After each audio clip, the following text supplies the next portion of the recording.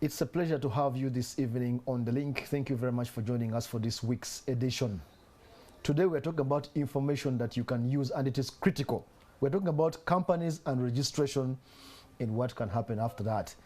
And in the studio, I have the right person for this discussion, Mr. Ntale Mustapher, Director of Business Registration at the Uganda Registration Services Bureau. Mr. Ntale, welcome. Thank you very much. There's a key issue that you have mentioned recently in the media, that you plan to strike non-compliant companies off the company's register. Yeah. Let me say it again. Striking non-compliant companies off the register. Yes. What does that mean actually? Because people having companies, they may be in trouble, they don't know. Thank you very much. Good evening, our viewers. Yeah. As I introduced, my name is Ntale Mustapher from Uganda Registration Services Bureau. Yeah. Of course, you know Uganda Registration Services Bureau for a number of things. Yeah. Key amongst them is business registration. So we are the central government, the government office that is responsible for registration of businesses, including companies. Yeah. So when a company is, if you want to do business and you want to formalize, you incorporate a company, you come to Uganda Registration Services Bureau, and you form a company which you intend to use for business purposes. When a company is formed, it has obligations, for example. For example, today we'll form a company as Mustapher and Samuel as shareholders. Yeah. We'll appoint our directors for purposes of operating that company. And then annually, we have an obligation to update the company register with the changes which have taken place in your company. For example, that obligation is imposed on every company on an annual basis. Okay. So each year you must file annual returns. So you have an instance where, for example, a company is incorporated in 1980, and we are in the year 2023 years. Yes. Those are approximately 43 years. So if that company has not updated its file with the company registry, for example, it is busy trading, it is borrowing, it is lending, it is employing directors who are not actually on our register, we demand that the company register is updated. Why? Because the register, which is maintained by Uganda Registration Services Bureau, is the central point of reference for company matters. So if you spend 5 years doing business from wherever you're doing your business from without updating your company file with whatever is happening in your company, then we are entitled to assume that actually you don't exist to start with. Okay. But beyond the assumption, also the law prescribes that we notify you that please, you have taken 5 years without filing any document or annual returns on your company file with the register of companies. Let us know if you are still active and solvent. It's called a notice to show cause. You file a indication of solvency and a notice to show cause why you should maintain you on the register. So if we give you that notice and you do not respond, we have every right to assume that you don't exist, and probably we should get you off our register. Okay. And that is the whole concept of striking off. Why it is important, number one, of course, we must maintain an active register. A register, you don't want to maintain a register of companies which are ghost companies. Dead companies. Yes, to start with, companies which are no longer in existence but in your register. But also you'll realize that we have the other people who want to do business. The way the company registry works is if I register Ntale Limited today, and I'm on the register, no other person can register Ntale Limited.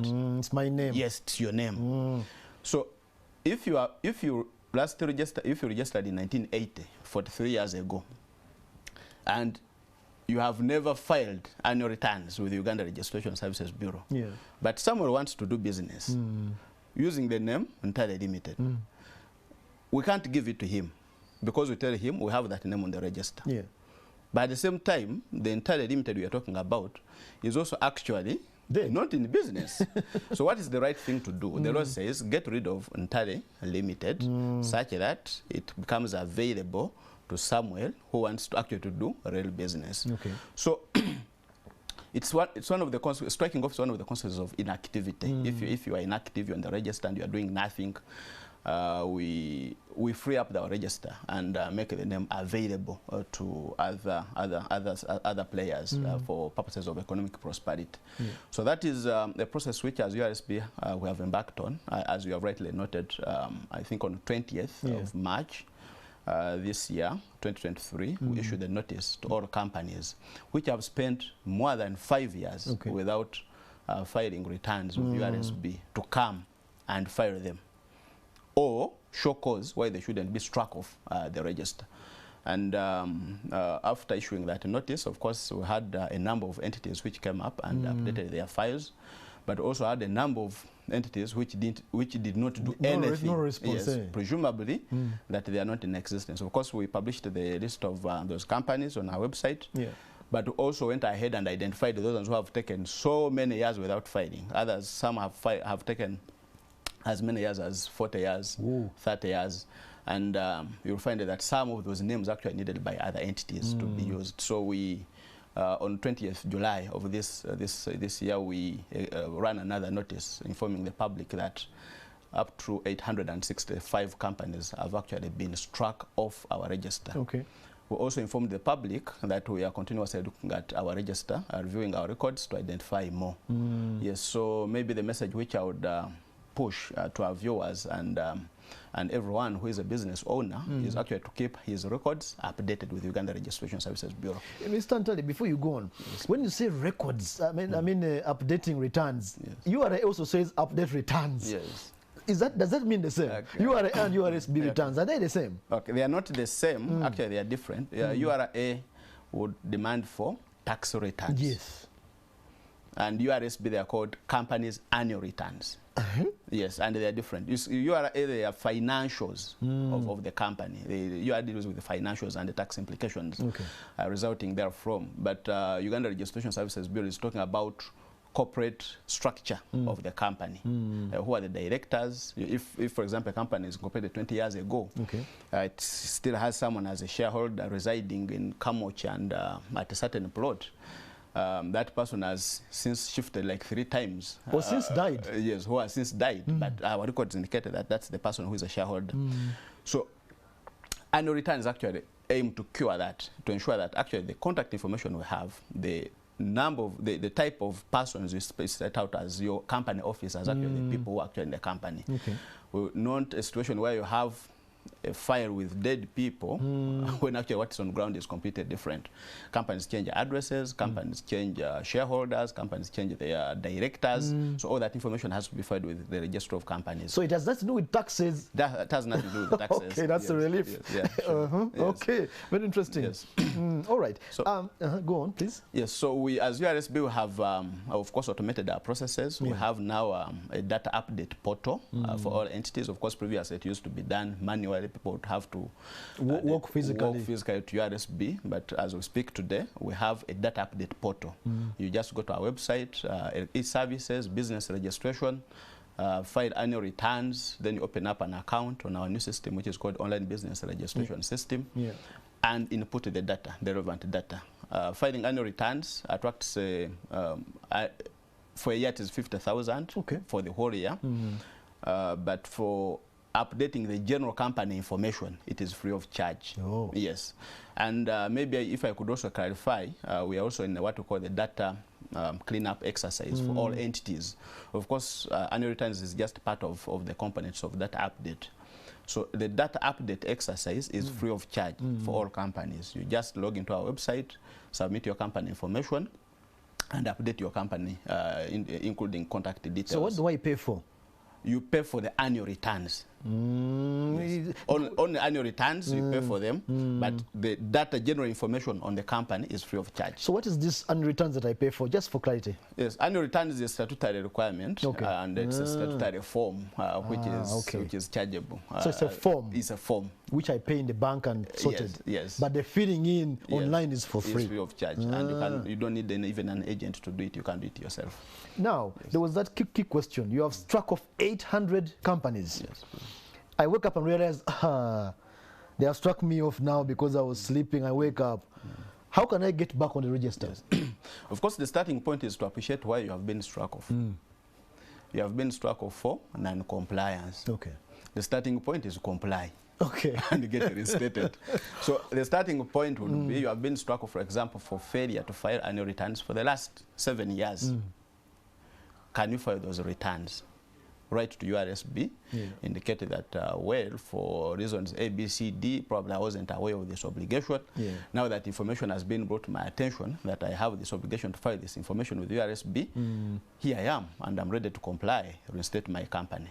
Striking off is it is slightly different from dissolution of companies. Yes.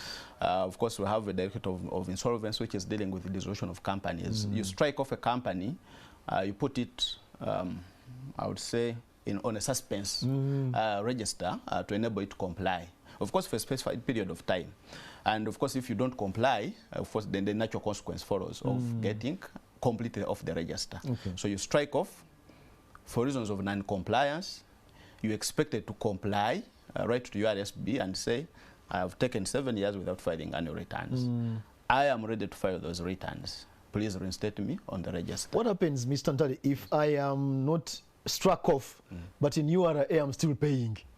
Yes, now that's the interesting, of course, that's the interesting bit, that we have companies which are not compliant with they are not compliant with URSB, but probably compliant with URA. Yes.